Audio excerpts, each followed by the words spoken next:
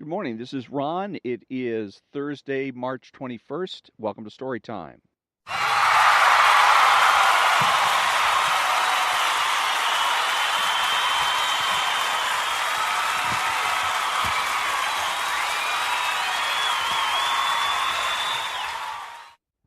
Actually, today's Thursday, March 22nd. Anyways, today I'm going to actually, instead of doing the, think I said yesterday I was going to do the extra, but I'm going to do the extra tomorrow instead. Today I'm going to finish up chapter 11 of Ayn Rand's philosophy, Who Needs It? And it's called An Untitled Letter. The cult of the majority has come to an end among the altruist collectivists. They're not declaring any longer, quote, why shouldn't a minuscule elite of geniuses and millionaires be sacrificed to the broad masses of mankind, unquote. They are declaring the broad masses of mankind should be sacrificed to a minuscule elite, not of gods, kings, or heroes, but of congenital incompetence. They are not declaring that greedy capitalists are exploiting and stifling men of talent. They are declaring that men of talent should not be permitted to function. They are not declaring that capitalism is impeding technological progress. They are declaring that technological progress should be retarded or abolished. They are not deriding the promise of pie in the sky. They are demanding that pie on earth be forbidden. They are not promising to raise men's standard of living. They are proclaiming that it should be lowered. They are not seeking to redistribute wealth. They're seeking to wipe it out. What then remains of their former creed? Only one constant: sacrifice, which they are now preaching openly in the form that they had always endorsed secretly. Sacrifice for the sake of sacrifice. It is not your wealth that they're after. Theirs is a conspiracy against the mind, which means against life and man. Anyone who proposes to reduce mankind to the level of its lowest specimens cannot claim benevolence as his motive. Anyone who proposes to deprive men of aspiration, ambition, or hope and sentence them to stagnation for life cannot claim compassion as his motive. Anyone who proposes to forbid men's progress beyond the limit accessible to a cripple cannot claim love for men as his motive. Anyone who proposes to forbid to a genius any achievement which is not of value to a moron cannot claim any motive but envy and hatred. Observe that it has never been possible to preach an evil notion on the basis of reason of facts of this earth. The advocates of man-destroying theories have always had to step outside reality to seek a mystic base or sanction, just as religionists had to invoke the myth of Adam's sin in order to propagate the notion of man's prenatal guilt. Just as Kant had to rely on a noumenal world in order to destroy the world that exists. Just as Hegel had to call on the absolute idea, and Marx had to call on Hegel, so today, on the grubby scale of our shrinking culture, those who want to deprive man of his right to life are proclaiming the rights of the fetus, and those who want to deny all rights to the man of ability are demanding that he atone for what he did not earn before he was a fetus and for nature's prenatal unfairness to the Mongolian idiot next door. Observe also that an honest theoretician does not try to present his ideas in the guise of their opposites, but Kant's philosophy is presented as pure reason. Altruism is presented as a doctrine of love. Communism is presented as liberation. And egalitarianism is presented as justice. Quote, justice is the recognition of the fact that you cannot fake the character of men as you cannot fake the character of nature. That every man must be judged for what he is and treated accordingly. That to place any other concern higher than justice is to devaluate your moral currency and defraud the good in favor of the evil. And that at the end of that road, the act of moral bankruptcy is to punish men for their virtues and reward them for their vices. Mr. Rawls' book is entitled A Theory of Justice, and yet, curiously enough, Mr. Cohen never mentions Mr. Rawls' definition of justice, which I suspect may not be Mr. Cohen's fault. In Atlas Shrugged, in the sequence dealing with the tunnel catastrophe, I listed train passengers who were philosophically responsible for it, in hierarchical order, from the less guilty to the guiltiest. The last one on the list is a humanitarian who had said, "The men of ability, I do not care what, if or what they are made of. I do not care what or if they are made to suffer. They must be penalized in order to support the incompetent. Frankly, I do not care whether this is just or not. I take pride in not caring to grant any justice to the able where mercy to the needy is concerned." Unquote. Today, a scientific volume of 607 pages is devoted to claiming that this constitutes justice.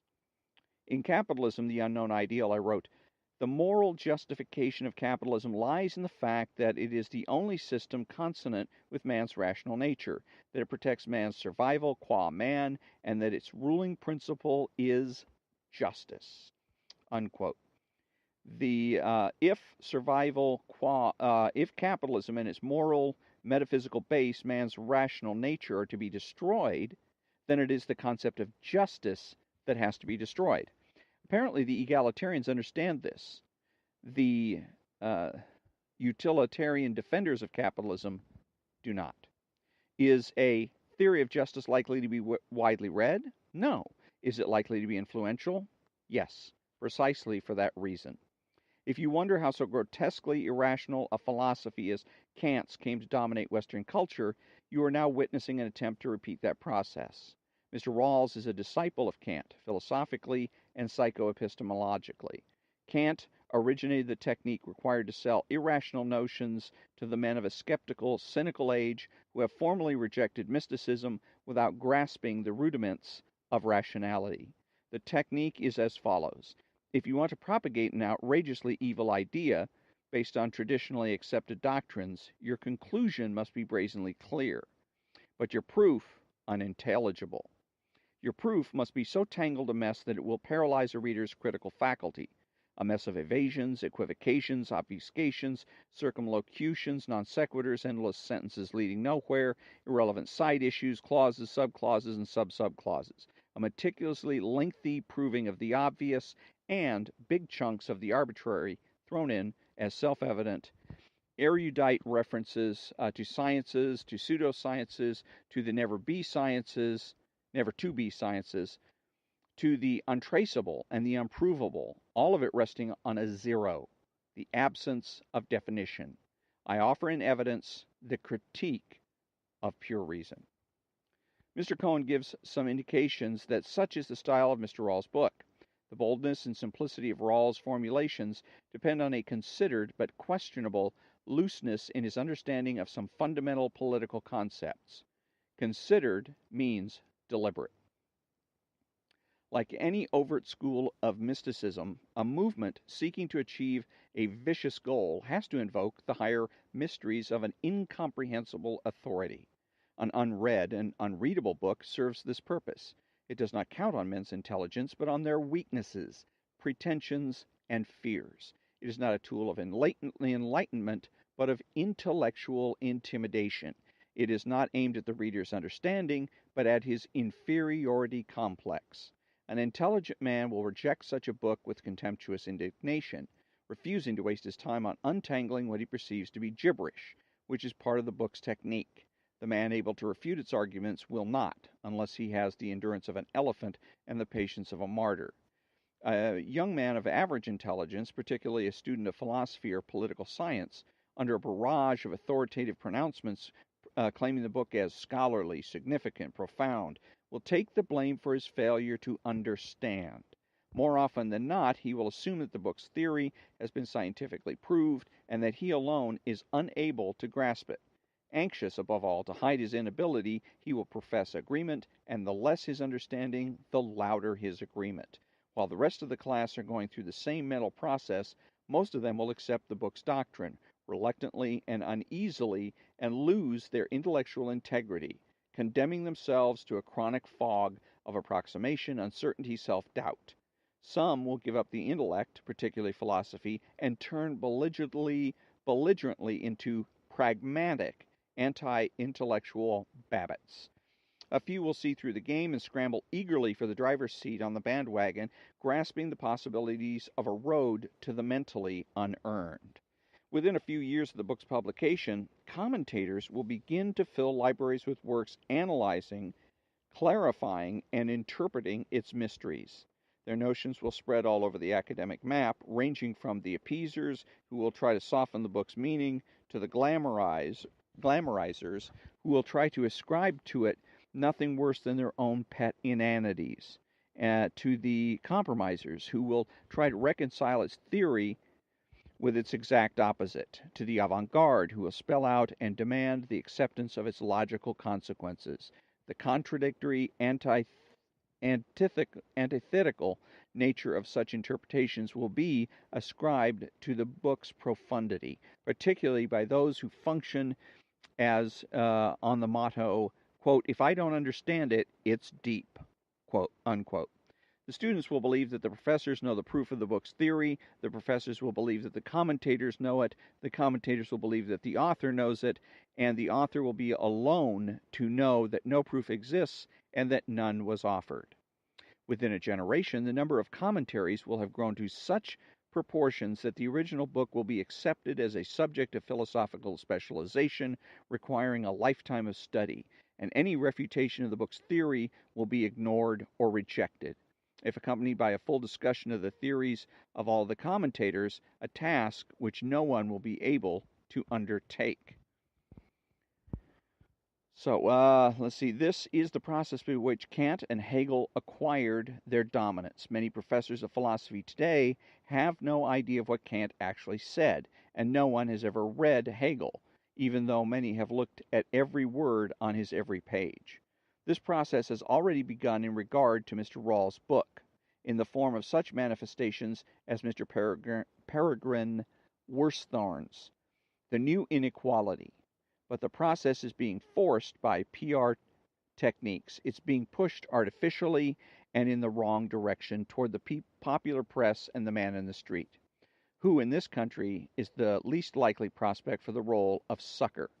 Furthermore, Mr. Rawls is not in Kant's league. He is a politically oriented lightweight who has scrambled together the worst of the old philosophic traditions, adding nothing new. His two outstanding points of similarity to Kant are the method and the motive. The danger lies in the cultural similarity of Kant's time and ours.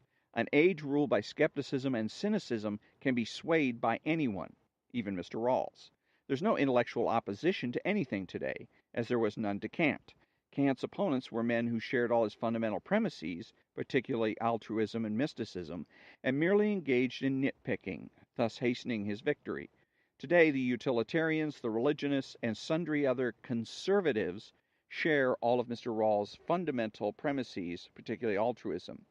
If his book does not make them see the nature of altruism and its logical consequences, if it does not make them realize that altruism is the destroyer of man and of reason, justice, morality, civilization, then nothing will. When and if they get Mr. Rawls's world, they will have deserved it. So will the practical men whose lard-encrusted souls feel that ideas are innocuous playthings to be left to impractical intellectuals, and that any idea can be circumvented by making a deal with the government. But it is only by default, by intellectual default, that theories such as Kant's or Rawls can win. An intransigent, rational opposition could have stopped Kant in his time.